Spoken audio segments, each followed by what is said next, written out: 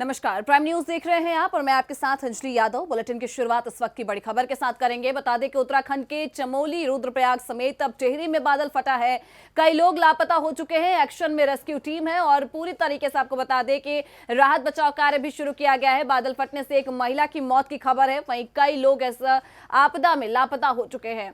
उत्तराखंड के चमोली, रुद्रप्रयाग के समेत टिहरी में यह बादल फटा। रुद्रप्रयाग, चमोली और टिहरी में तबाही की तस्वीरें सामने आई है। चमोली में बादल फटने से हाहाकार मचा है और सीएम पुष्कर सिंह धामी ने इस आपदा पर दुख भी जताया। वहीं आपको बता दें कि उत्तराखंड के सीएम पुष्कर सिंह धामी ने ट्वीट किया है और ट्वीट करके कुछ परिवारों के फंसे होने का दुखद समाचार प्राप्त मिला, उन्होंने ये कहा। साथ ही राहत और बचाव कार्य जो है अभी तक चल रहा है, युद्ध स्तर पर यह कार्य जारी है। धराली के बाद अब देवाल के मोपाटा और रुद्रप्रयाग में ये बादल फटने की तस्वीरें सामने आई है। ये तस्वीरें आप देख सकते हैं। मलबे में दबे होने से 15 से 20 जानवर जो है वो फंसे हुए हैं और लापता हैं।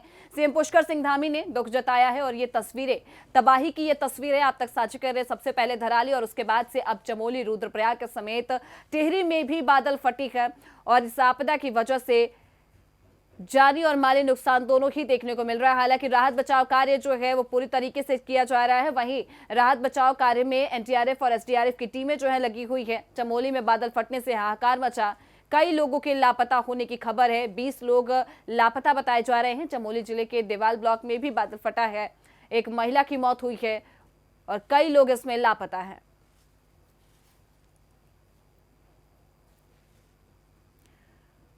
वहीं पुष्कर सिंह धामी की ओर से प्लेटफॉर्म एक्स पे ट्वीट करके इस आपदा को लेकर दुख जताया गया। रुद्रप्रयाग और चमोली में तबाही की ये तस्वीरें सामने आई है। सबसे पहले धराली और उसके बाद अब रुद्रप्रयाग और चमोली में भी बादल फटने की वजह से ये तबाही देखने को मिली। जनजीवन पूरी तरीके से अस्त व्यस्त हो चुका है, लोगों के जान माल की नुकसान हुई है। वहीं कई लोग इसमें लापता बताए जा रहे हैं। हालांकि अभी तक एक महिला की पुष्टि हुई है कि एक महिला की इस आपदा में मौत हो चुकी है, लेकिन कई लोग लापता है और कार्य बता दें कि युद्ध स्तर पे लगातार चल रहा है। वहीं सीएम पुष्कर सिंह धामी की ओर से भी प्लेटफॉर्म एक्स पे इस आपदा के ऊपर दुख जताया गया।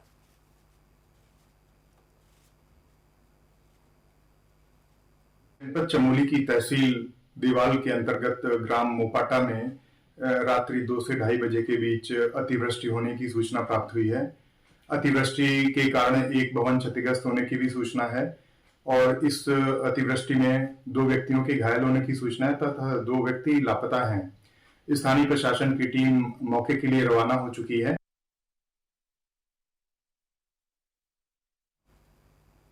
चलिए आगे बढ़ेंगे। उत्तराखंड की खबर सामने आ रही है। उत्तराखंड में मानसून की बारिश जो है वो परेशानी का सबब बनी हुई है।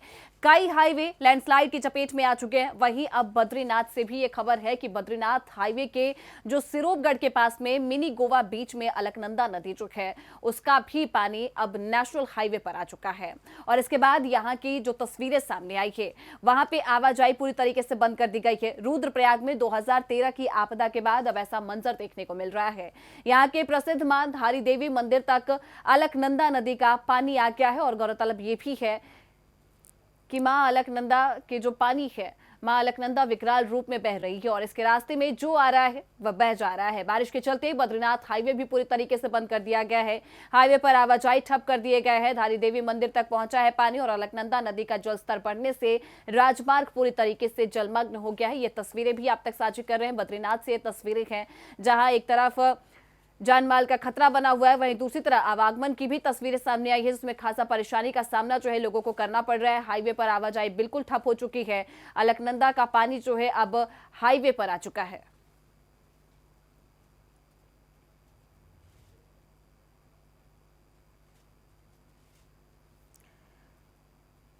और अलकनंदा नदी का जलस्तर बढ़ने से राजमार्ग पूरी तरीके से जलमग्न हो गया है। बद्रीनाथ की ये तस्वीरें आपको दिखा रहे हैं।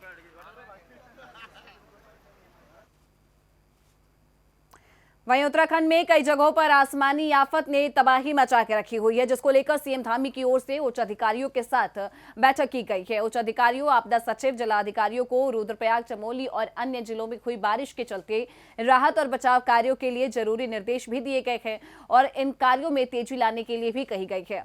उत्तराखंड में बादल फटने से ये भारी तबाही देखने को मिला। सीएम धामी ने जरूरी दिशा निर्देश दे दिए हैं। राहत और बचाव कार्य में तेजी लाने के लिए सीएम धामी की ओर से लगातार निर्देश दिए जा रहे हैं। वहीं आसमानी कहर की वजह से हाहाकार मचा हुआ है।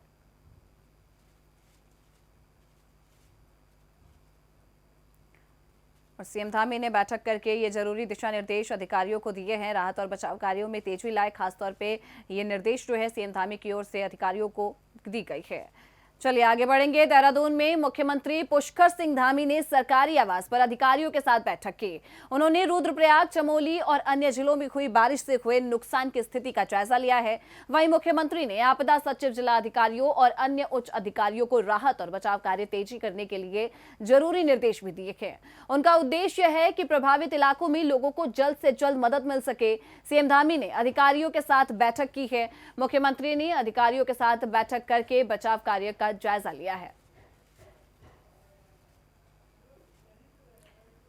और भारी बारिश पर आपदा प्रबंधन सख्त नजर आ रही है। बता दें कि प्रशासन की ओर से भी लगातार जो है सीएम धामी को जायजा के लिए अपडेट दिए जा रहे हैं। वहीं दूसरी ओर सीएम धामी भी ग्राउंड जीरो पे उतरते हुए नजर आए और ग्राउंड जीरो से रिपोर्ट लेकर उसके बाद उनकी ओर से ये बैठक करके दिशा निर्देश जो है अधिकारियों को दिए जा रहे हैं। खबर उत्तराखंड के रुड़की से है, जहां 50 लाख की लागत से बनी सड़क का उद्घाटन किया गया है।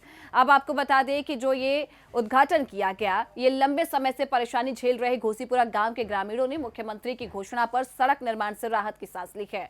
बीजेपी नेता करतार सिंह बड़ाना के प्रयासों से मुख्यमंत्री धामी की घोषणा पर मंगलौर के घोसीपुरा गांव में लगभग 50 लाख की लागत से सड़क का उद्घाटन किया गया। लोक निर्माण विभाग ने बीजेपी जिला अध्यक्ष की ओर से जो है इसका उद्घाटन किया है। वहीं आपको ये भी बता दें कि बीजेपी जिला अध्यक्ष डॉक्टर मधु सिंह ने कहा कि भाजपा की धामी सरकार प्रत्येक गांव में विकास कार्य करवाने के लिए प्रतिबद्ध है। वास्तव में ये लोगों की बेसिक जरूरत है, क्योंकि रास्ते अच्छे होंगे, लोगों को सुविधाएं होती हैं। और हमारी भारतीय जनता पार्टी इस पर विशेष ध्यान दे रही है कि जो भी लोगों की जरूरत है वो पूरी की जाए। और इन लोगों की ये मांग थी, इनके प्रस्ताव थे। मुख्यमंत्री धामी जी ने इसका काफी दिन पहले उद्घाटन भी कर दिया था और ये कार्य अब शुरू हो गया है। मेरी गांव वालों को बहुत बहुत शुभकामनाएं। आगे इनके जो भी इस तरह के प्रस्ताव विकास के होंगे। और उत्तराखंड के चमोली जिले के सीमांत क्षेत्र ज्योतिर्मठ में आज से मां नंदा देवी को समर्पित 3 दिवसीय नंदाष्टमी उत्सव की शुरुआत हो गई है। ये पर्व लोक आस्था और परंपरा से जुड़ा हुआ है और उत्तराखंड के प्रमुख देव पर्वों में से एक माना जाता है। बता दें कि ज्योतिर्मठ नगर क्षेत्र के डांडो गांव स्थित मां नंदा देवी मंदिर समेत परसारी और बड़ा गांव और आसपास के गांवों में भी ये उत्सव मनाया जा रहा है। डांडो गांव से 2 युवा फुलारी ब्रह्म कमल लेने के लिए उच्च हिमालय क्षेत्र को रवाना हो गए हैं।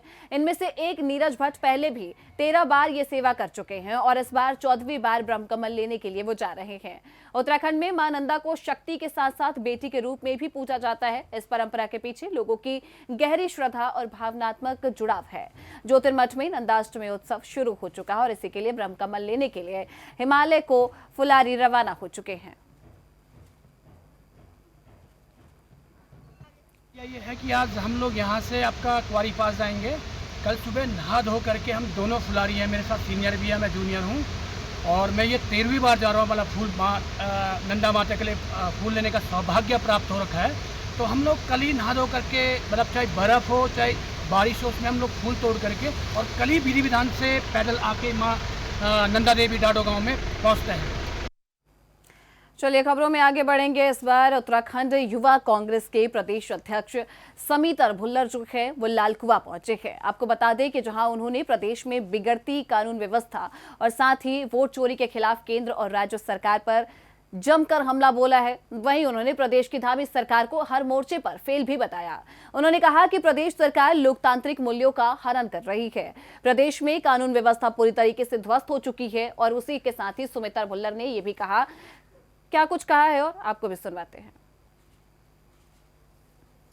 यार पहले मैंने एक हल्का सा फोन किया, पहले दबाव में 10 लाख से 20 लाख से देखे थे सब। अब ये कह रहे हैं कि दबाव में नहीं दिया, मैं आज किसी पैसे मांगा तो आपको भी लगेगा।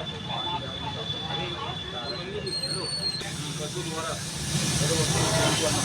तो किया ही इन्होंने, इसको तो बोला नहीं है तो कर भी नहीं सर उन्होंने इस पर खुला मोबाइल।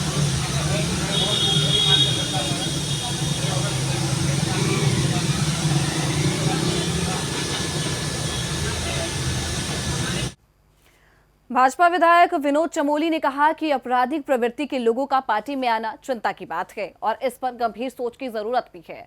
उन्होंने ये माना कि लंबे समय से सत्ता में होने के कुछ वजह लोग जो हैं वो फायदा उठाने के लिए पार्टी में घुसने की कोशिश करते हैं।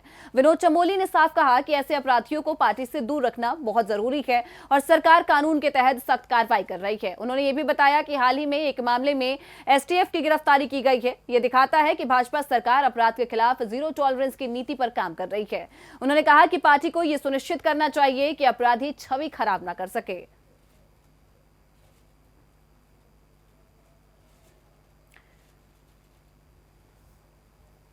का विषय है और इस पर मात्र चिंता नहीं, चिंतन करने की आवश्यकता भी है। जो मुझे लगता है ये सही है कि बहुत लंबे समय से, क्योंकि भारतीय जनता पार्टी सत्ता में है, तो जो इस प्रकार के लोग हैं, जो आपराधिक प्रवृत्ति के लोग हैं या जो सत्ता का लाभ उठाकर कहीं लाभ लेना चाहते हैं, ऐसे लोग कहीं ना कहीं भाजपा के अंदर घुसने के रास्ते ढूंढ लेते हैं। क्योंकि हम लगातार सरकार में चले आ रहे हैं, उनको सरकार का संरक्षण चाहिए होता है।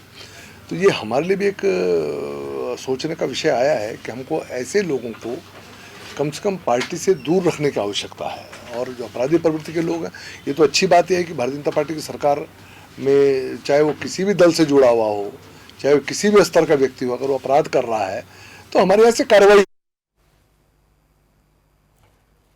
और पार्टी की छवि बचाना बेहद जरूरी है। देहरादून में बीजेपी अध्यक्ष ने कहा, बता दें कि इनकी ओर से कहा गया कि पार्टी में कुछ लोग ऐसे हैं जो सरकार के संरक्षण पाने के लिए घुस आते हैं, लेकिन बाद में उन पर कार्रवाई की जा रही है। विधायक विनोद चमोली का यह बयान आया।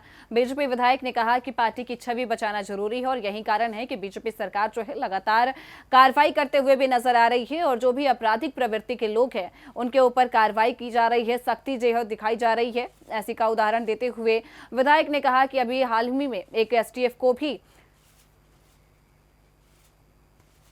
चलिए अब खबरों में आगे बढ़ेंगे। जनपद चमोली में लगातार हो रही भारी बारिश के कारण राष्ट्रीय राजमार्ग पर कई स्थानों पर जो है अवरुद्ध हो चुकी हैं सड़कें पूरी तरीके से। भारी बारिश के चलते नंदप्रयाग, कमेड़ा और भनेर पानी, पागल नाला और इसके साथ ही जुलास के पास गुलाब कोटी और चटवा पीपल मार्ग खोलने के लिए संबंधित टीमें मौके पर काम में जुटी हुई। चमोली पुलिस ने यात्रियों से अपील करते हुए ये कहा है कि बिना जानकारी के यात्रा न निकले और साथ ही पुलिस प्रशासन के द्वारा जारी किए गए समय समय पर अपडेट्स का पालन करें। चमोली में बारिश का कहर देखने को मिल रहा है और चमोली में बारिश से राष्ट्रीय राजमार्ग कई स्थानों से टूट चुका है। पुलिस प्रशासन ने गाइडलाइंस जारी कर दी है और साथ ही ये कहा है कि बिना जानकारी के यात्रा पर लोग जाने से बचें।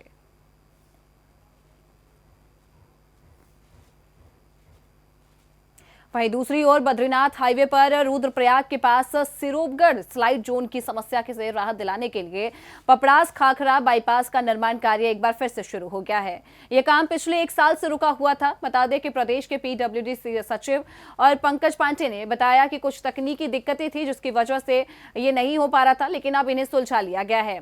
ई पास पर 3 पुलों का निर्माण किया जा रहा है। हाँ कि बाईपास को पूरा होने में लगभग 2 साल और लग सकते हैं। सिरोबगढ़ डेंजर जोन लंबे समय से रुद्रप्रयाग और चमोली के लोगों को चारधाम यात्रा पर जाने वाले श्रद्धालुओं के लिए परेशानी का कारण बना हुआ था। यहाँ बिना बारिश के भी जो पहाड़ियां हैं वहां से बोल्डर गिरते हुए नजर आते थे। बारिश के समय सड़क कई जगह पे बंद हो जाती थी और बाईपास बनने के इस खतरे से राहत अब मिलने की उम्मीद है।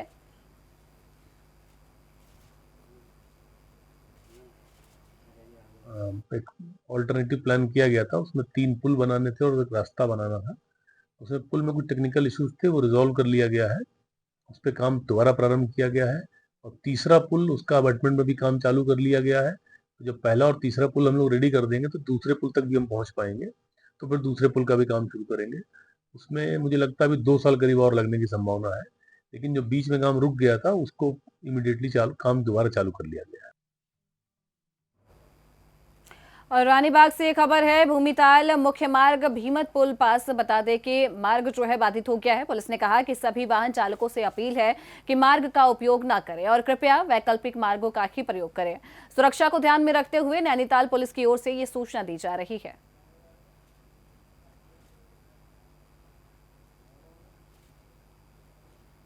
मलबा गिरने से यातायात पूरी तरीके से प्रभावित हुआ है। कुर्द गोदाम की ये तस्वीरें आपको दिखा रहे हैं। भीमताल पर पुल पर मलबा गिरा और जिसकी वजह से मार्ग बाधित हो गया।